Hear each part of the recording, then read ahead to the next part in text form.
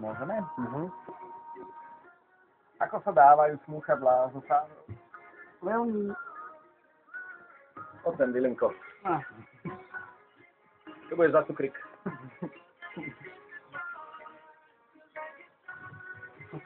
Dobre? Kiki. A znova. Počkaj, ja ti dám. Nie, najprv mi pridaj. Pridaj si sám, jednu ruku máš voľnú. Počkaj, Karol už svieti. Haló! Ideme. Vysielame? Hej. Počúvate Fan Rádio, toto je Craig David a jeho Insomnia. Máme krátko po 16. a popoludne vo Fan Rádiu. Vysiela Marcela Junior. Pekný deň.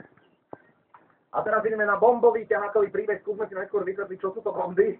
Bomby sú ťaháky, ktoré sú kompletne napísaná písomka, príklad alebo čokoľvek. A vyzerá to ako príprava. Vypracovaná otázka, samozrejme napísaná tak, aby to nebolo popočiarkované a zvýraznené, aby to vyzeralo ako tu a teraz vyrobená príprava. No Čo sa stalo Braňovi, teda jeho kamarátovi? Prišiel do školy na písomku, neskoro v diplomatke mal A4-kové bomby. Komplet všetky bomby pripravené, ale keďže prišiel neskoro, tak skúšajúca ho posadila za katedru.